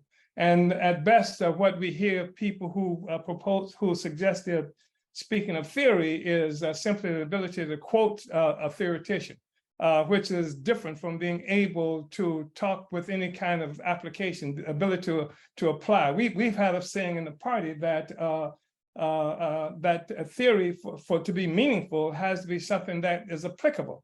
That if it can't be used in the real world, it's as worthless as used toilet paper. What is the meaning of theory if it cannot be? And so that's part of what I think we need to recognize. And so yeah, like the West is poorly armed, and in this war of ideas, it has guns, and that's what it relies on. It terrorizes people, and I think the left has to destroy this thing of isolating Jews. Jews are people. They're confronted with the same kinds of class contradictions as all the other peoples of the world. They are located inside a global political economic structure that can be defined. And to say that somehow you can't say something or you're going to be characterized as anti-Semitic, like what I'm saying now, we can't surrender to that. I think that we have to really speak out about this whole entity that they call Israel, its origin, the Zionism, and the fact that Jews are human beings like the rest of us. And Jews should want that, because otherwise they continue to be isolated by their own leadership. They can't continue to be isolated, and the possibilities of what happened to them in Germany continues to escalate, particularly when under the leadership of all the Zionists. When I say Zionists, I'm not just talking about Jews. I'm talking about all these other forces, like in the Democratic and Republican parties and the Christians, et cetera, driving the world opinion against them because they cannot make the distinction between Jews and Zionism and Zionists. And we have a responsibility to take that on, even in the face of being characterized as being anti-Semitic.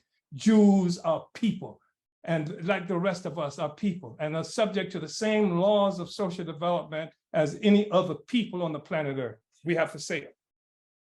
Thank you, Chairman. Vijay, are you able to talk a little bit more about what Pegasus is and yeah, folks could do?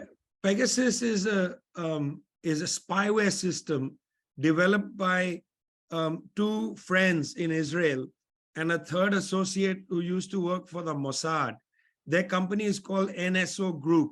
It was revealed in 2016 for what it does. And over the years, there have been a number of reports, including by Public Citizen, about how dangerous Pegasus is. So what's extraordinary about this is previously you had a phone and you'd get an email or a text message and you click on it, and clicking on the link brought spyware into your phone. Now, these are no-click spywares. So they just come into your phone. There's really nothing you can do unless you decide my phone is not going to be on the internet. I'm just going to use it as a telephone. By the way, it's not even clear that this can't come through a telephone, through the telephone lines. It's a very sophisticated form of spyware. The most dangerous application of this we saw in India, where the government, and by the way, this company likes to sell to governments that generally repress journalists. This is their modus operandi. But what we found was that not only does this malware or spyware come in and read your messages and so on, but it's able to implant messages. And that's really chilling. That means that I can be arrested. The government can say that, look, we are arresting you on this charge. Sometimes these anti-terror charges where there's really no evidence to be put on the table. There's often no habeas corpus available. But then they take your phone and they look through it and they say, oh my God, there's all these terrible things happening in your phone. You've sent these messages. You say, I never sent it, but it's there. You know, it's a much more sophisticated version of what's just happened to Ahit Tamimi, the young woman from Nabi Saleh in the West Bank. Somebody created a fake Instagram account in her name, and then in Hebrew wrote an anti-Semitic message. She was picked up in her home, accused of writing that message for an account that's not hers. Somebody else did it. And that was a message not hers. And yet she is being held in an Israeli prison under administrative detention. So that's an unsophisticated version. You know, Margaret, I can open a Facebook account in your name. Somebody may have already done it, and start writing all kinds of things that you don't believe. It's actually quite scary how easy this is to be done. That's unsophisticated. Even I know how to do that. The sophisticated version is things like Pegasus. I'm just naming one company that develops this one spyware, but there are legion companies and many of them whose names we don't know. The only reason we know about Pegasus is that there was one human rights activist who got one suspicious looking message about prisoners' rights in the UAE. He forwards that to a company that investigates these things, and they found the malware. Otherwise, we wouldn't know about it. I mean, the company is publicly available. It even has a Wikipedia page, NSO Group. You can go and read up on it. But that doesn't mean we know what tools it's selling, you know? So there are many of these tools available. They are basically tools that are extremely dangerous, that are used to spy on journalists, on human rights defenders, and on anti-system organizers. And by the way, your question you asked is, can you do anything about it? Really nothing, actually. Yeah. Thank you. Can I just add to that? Yeah, Rainey, I was going to ask you. I think that's all completely true. And the other piece I want to add is that this particular style of attack is expensive. So governments aren't doing it to everyone. It's expensive for them to buy it. And if it becomes exposed, they won't be able to use it again. So they're using it.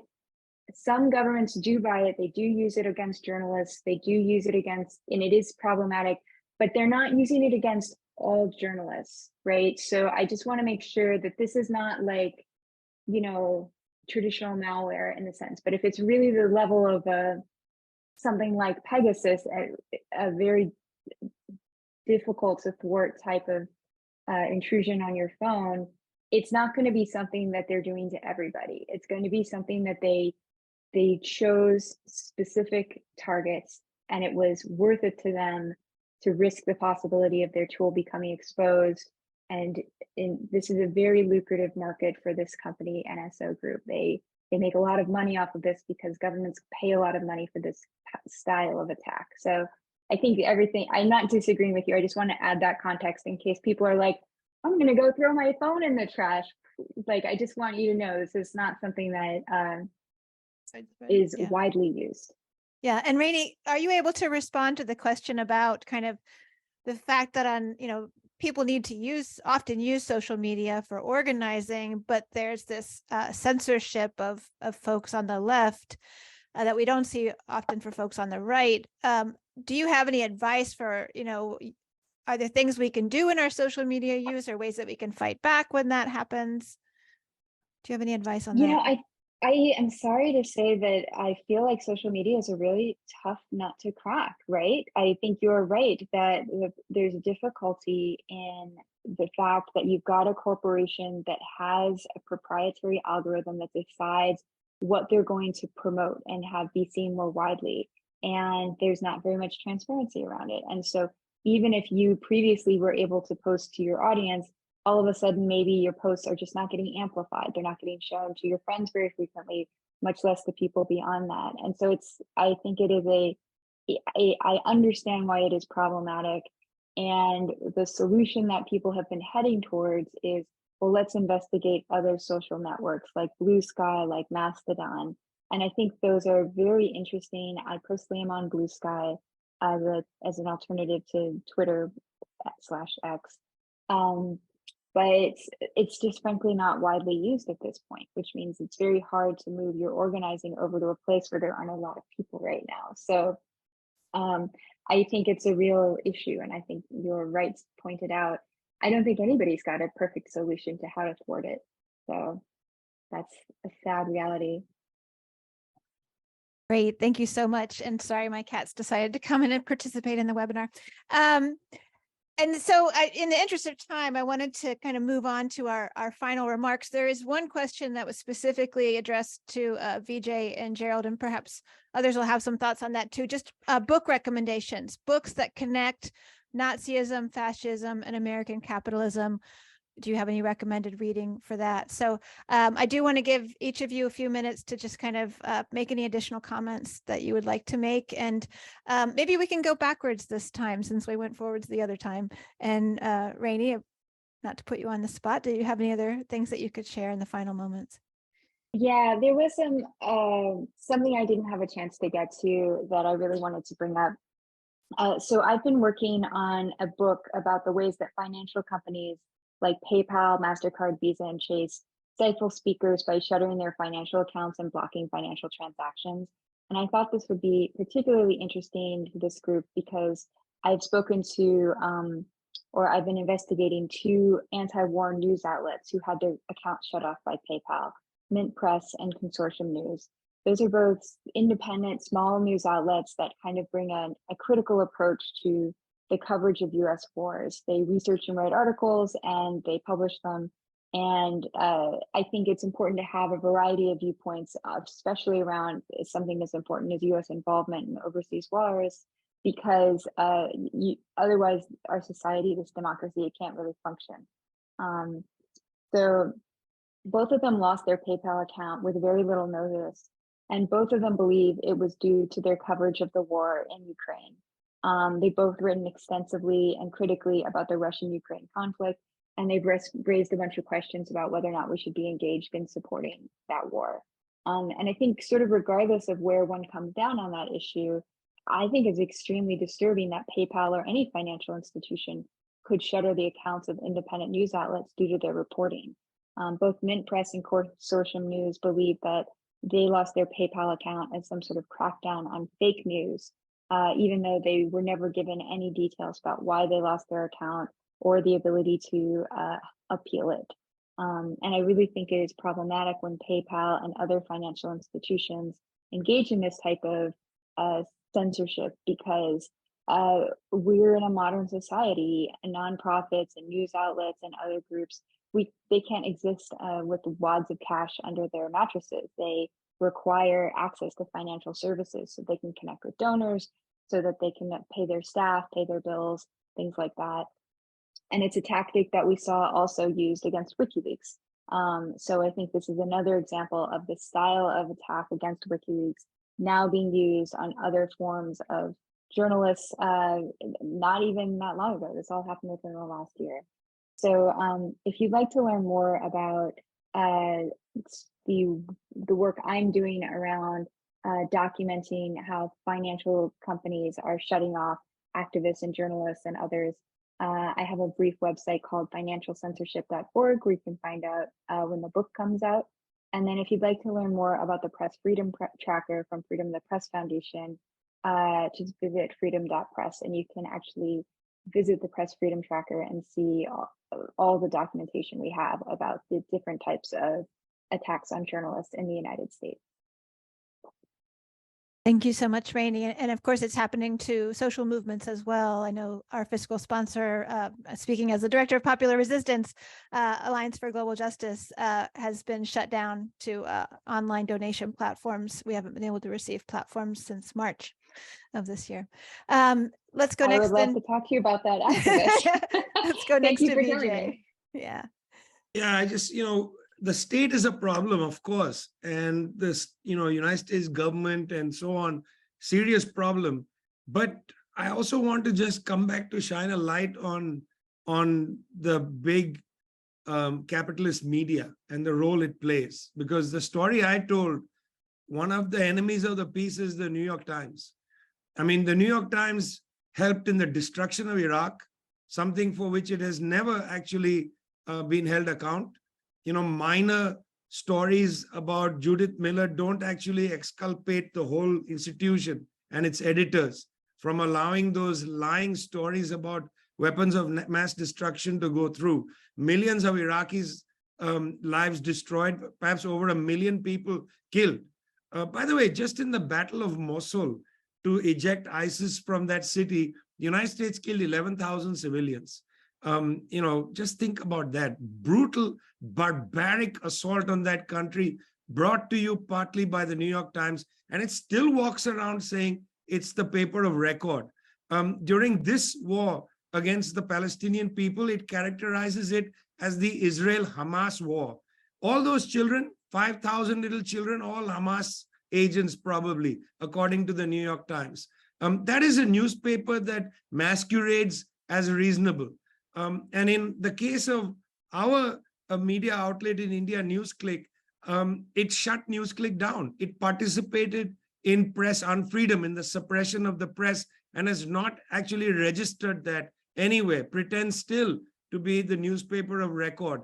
I'd just like to say that as a consequence of that article, the projects I work with lost banks, lost accountants, lost auditors, got intensive, much more scrutiny from government agencies, and so on. This doesn't come at no cost. You know, this is a very expensive. Lying can produce a great deal of pain. And this was lying at an incredible level, an incredible scale, and no price paid. What I would ask people who have come to this webinar, use whatever means you can, write to the New York Times, write articles about what the New York Times is doing. We need to embarrass them. You know, we don't have the power to do anything else, but we need to embarrass them. Write to David Fahrenthold, the lead reporter on this. You know, tell him that this is what he's done. He is responsible. David Fahrenthold is responsible for the incarceration of Prabir Purkayastha and Amit Chakrabarti. There you go. Thank you, Vijay. And next, Chairman Omali. Thank you very much. First thing I would like to let people know is that on last year, Black Power 96.3, a Black community radio station at the Uhuru House in St. Petersburg, Florida, that came under attack on July 29, qualified for more than $100,000 in federal COVID relief funding that was being administered by Pinellas County.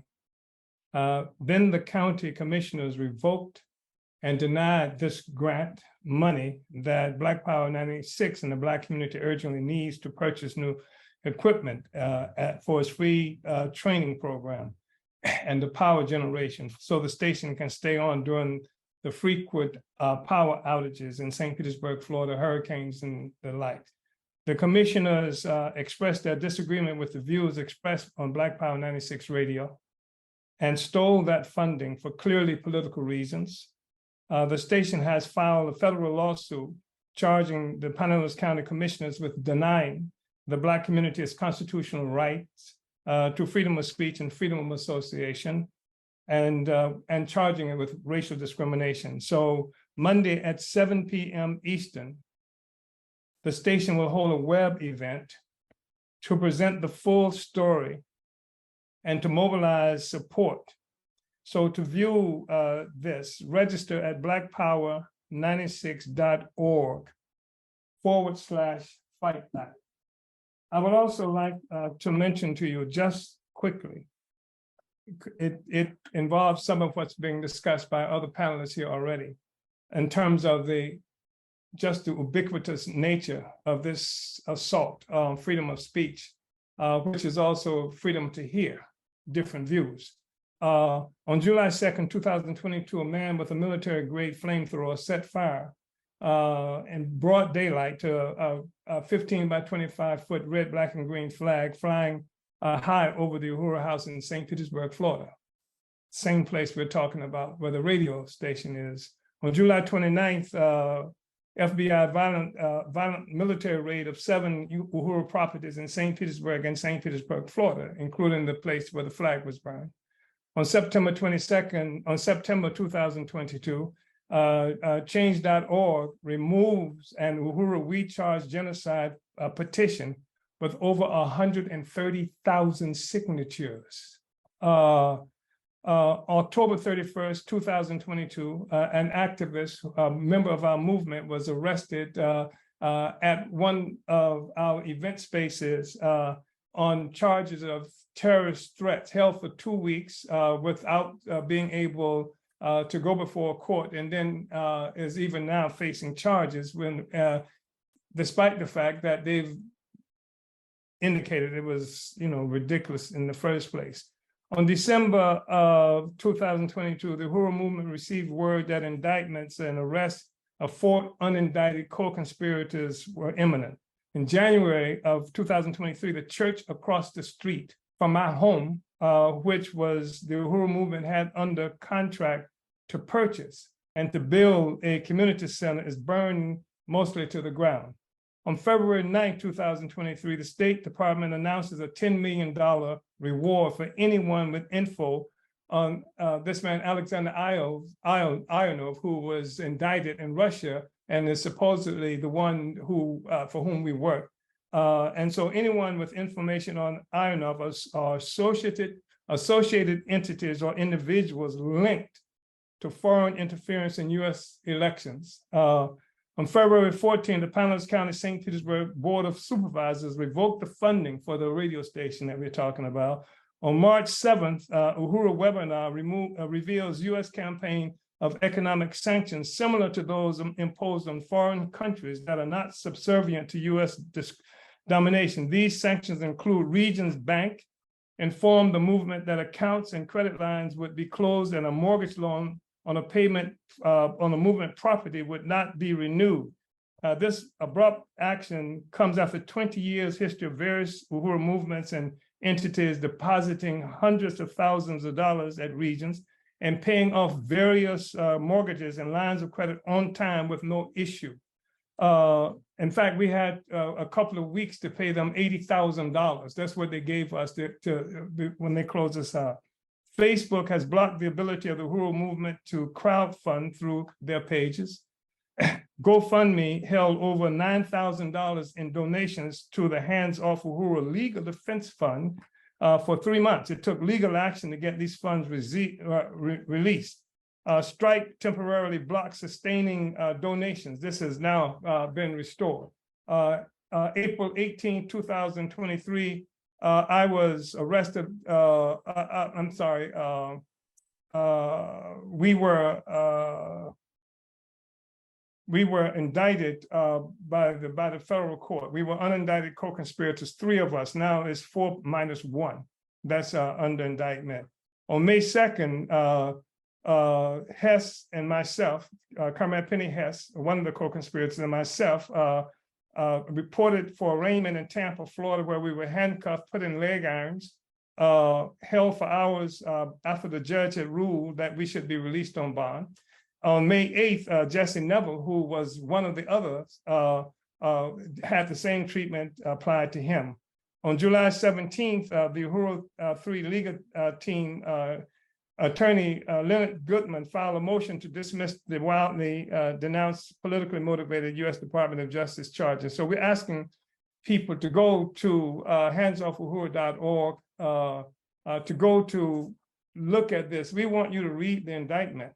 We want you to read the indictment, and we also want you to read our responses, and you will see it's almost clear.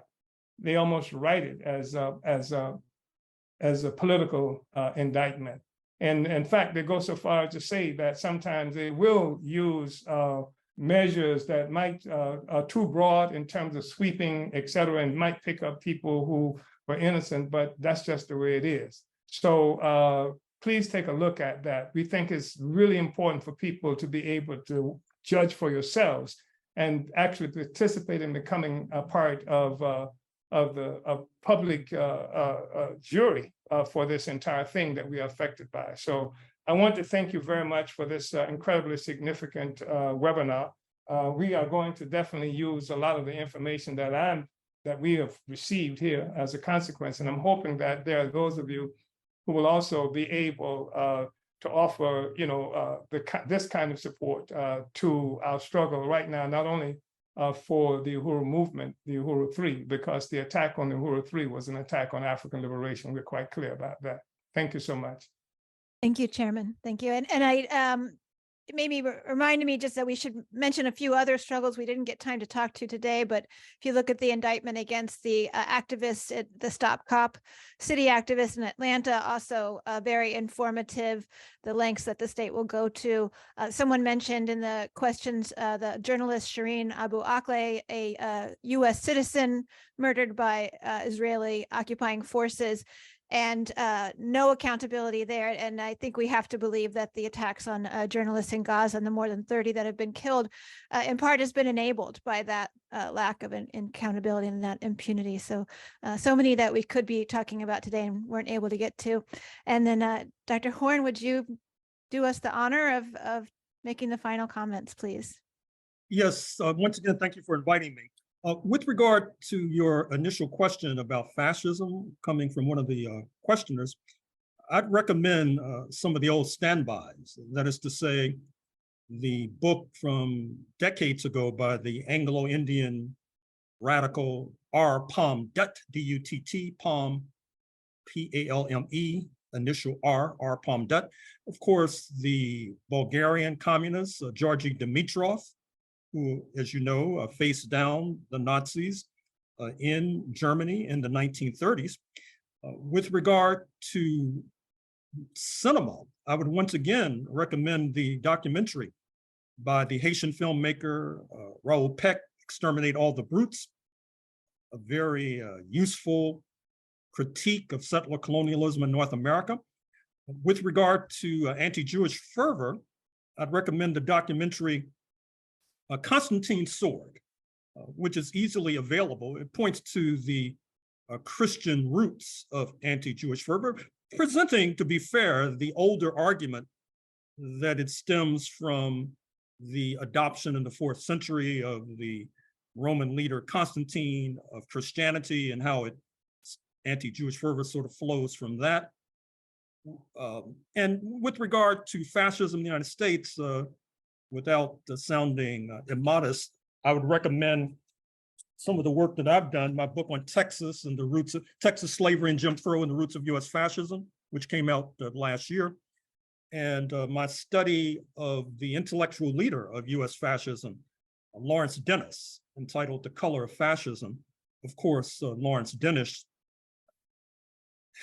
happened to be born a Negro, but chose to, as they say, pass. So was put on trial in the 1940s as a result. So in any event, I'll stop there. And once again, thank you for your solicitude.